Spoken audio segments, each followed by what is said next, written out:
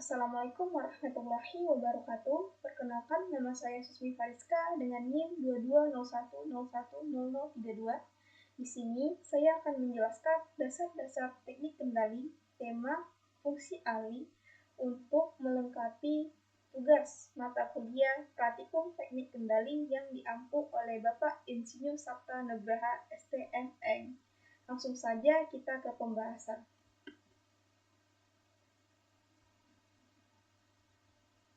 Jadi di sini kami diminta untuk menyelesaikan pemrograman pada fungsi alih hubungan seri, fungsi alih hubungan paralel, dan fungsi alih hubungan umpan balik atau feedback. Langsung saja kita ke fungsi alih hubungan seri terlebih dahulu. Nah, pada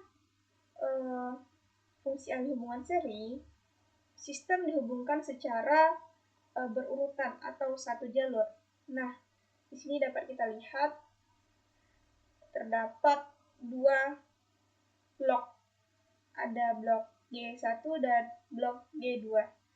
Nah, untuk mendapatkan fungsi alih hubungan seri, maka dapat menggunakan perintah program yaitu num dan den. Jadi, num1 itu adalah pembilang untuk blok diagram G1 dan den1 itu dikatakan sebagai penyebut pada blok G1. Begitu juga seterusnya, itu ada num2 itu pembilang untuk blok G2 dan den2 itu penyebut untuk den2. Nah, di sini ada series. Series itu nama atau fungsi alih pada hubungan seri. Jadi kalau paralel, jadi ininya diganti jadi paralel, seriesnya diganti jadi paralel. Nah, langsung saja kita ke program. Jadi di sini pada contoh sudah dibuatkan contoh program untuk hubungan seri. Nah, langsung saja kita buktikan apakah program tersebut bisa berjalan. Oke, jadi di sini saya sudah membuatkan program untuk fungsi alih hubungan seri. Jadi pada baris 1, 2, 3 itu ada komentar, nama, NIM, dan judul. Kemudian ada clear untuk membersihkan workspace-nya. Nah, di sini pada baris 6, 7, 8, 9 itu terdapat pembilang dan penyebut pada blok G1 dan G2. Jadi num1 pembilang untuk G1, begitupun seterusnya. Jadi sini ada num1 itu ada nilainya 10, kemudian den1 nilainya 1, 2, 10, kemudian num2 itu nilainya 5, kemudian den2 nilainya 1, 5. Jadi untuk mendapatkan fungsi alih hubungan seri, kita memasukkan rumus seperti yang telah saya bilang tadi, kemudian kita masukkan prinsip. Prinsip ini digunakan untuk menampilkan fungsi alih dalam bentuk yang lebih mudah dibaca. Nah, langsung saja kita run. Nah, setelah kita run, maka akan muncul pada command Windows yaitu hasil yang diperoleh dari pemrograman tersebut. Jadi hasilnya sudah sama dengan yang dicontohkan di modul, atau dapat kita katakan bahwa program ini sukses. Nah, jadi sini juga kita bisa melihat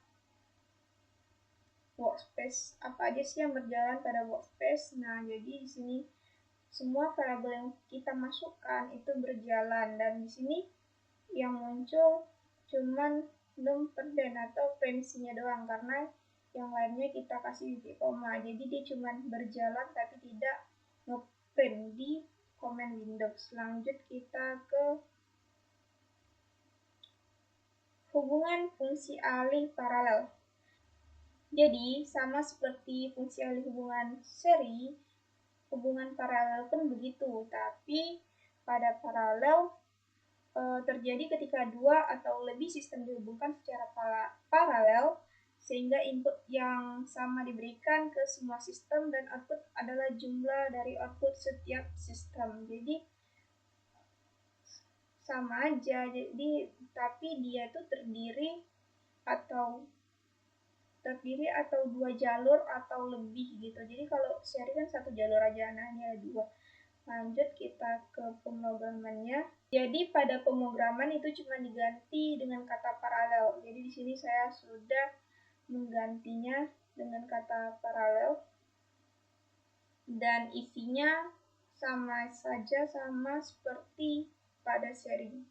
Jadi 1, 2, 3 itu pada baris 1, 2, 3 terdapat komentar. Kemudian di sini pada baris 6, 7, 8, 9 itu terdapat pembilang dan penyebut pada fungsi alih hubungan paralel. Nah, langsung saja kita run.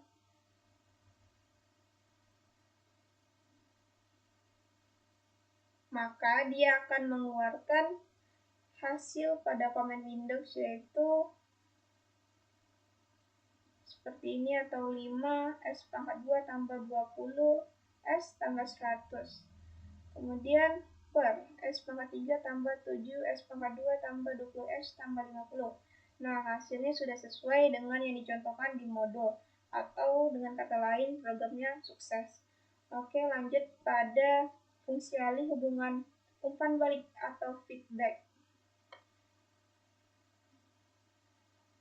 Nah, jadi fungsi alih umpan balik terjadi ketika output dari suatu sistem dikembalikan ke input melalui pengendalian umpan balik. Jadi untuk mendapatkannya kita memerlukan rumus feedback di depannya. Jadi tadi kan ada seri, paralel, nah sekarang feedback.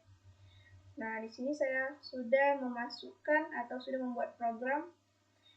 Di sini kita pada 61 atau pembilang pada blok G1 ada nilainya 10, kemudian penyebutnya pada dan 1 atau G1 itu ada 1, 2, 10, kemudian pembilang pada G2 itu ada nilainya 5, kemudian penyebut pada G2 itu ada nilainya 1 dan 5.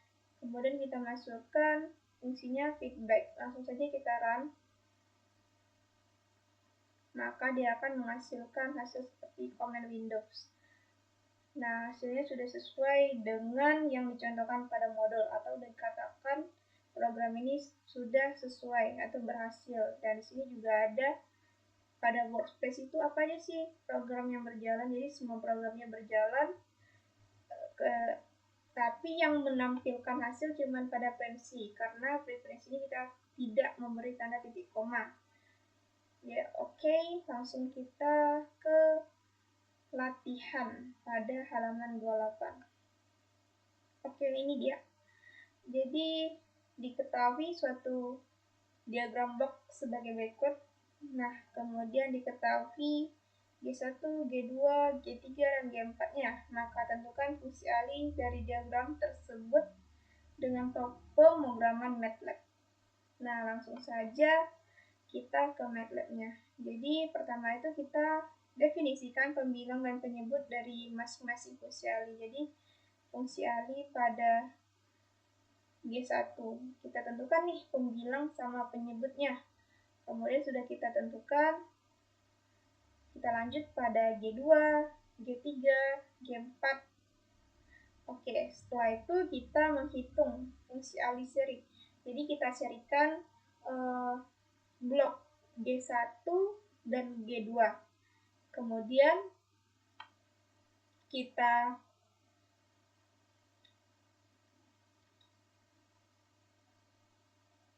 serikan juga blok G3 dan G4.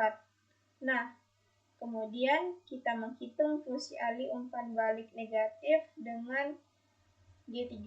Jadi kita mencari fungsi feedback-nya terlebih dahulu. Nah, kemudian kita paralelkan. Jadi kita slide mendapatkan hasil pada G1, G2, G3, kemudian kita paralelkan tuh G12, kemudian dengan G feedback atau yang G34.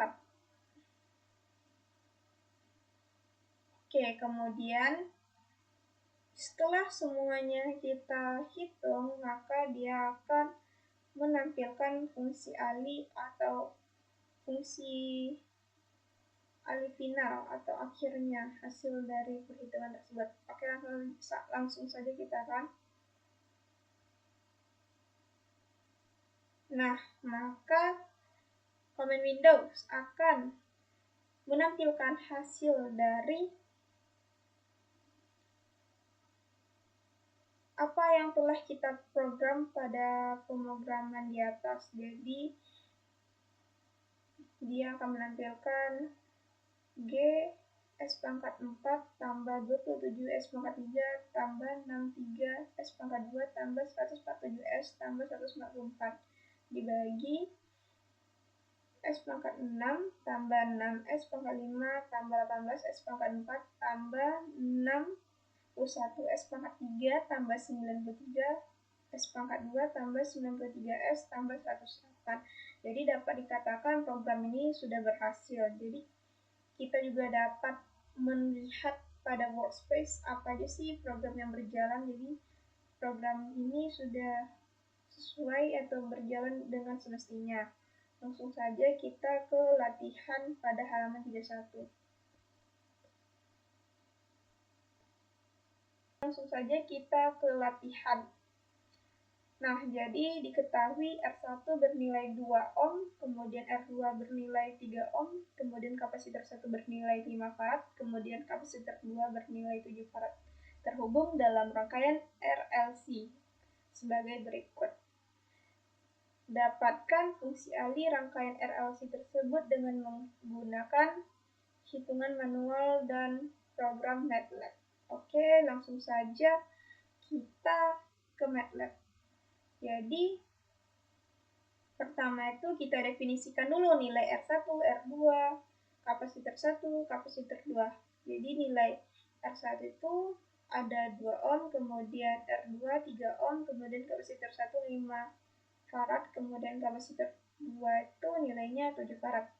Jadi setelah kita definisikan nilai R1, R2, C1, C2 atau kapasitor 1, kapasitor 2, kita tentukan pembilang dan penyebut pada masing-masing fungsi alih. Jadi di sini pembilangnya itu 1, kemudian penyebutnya itu ada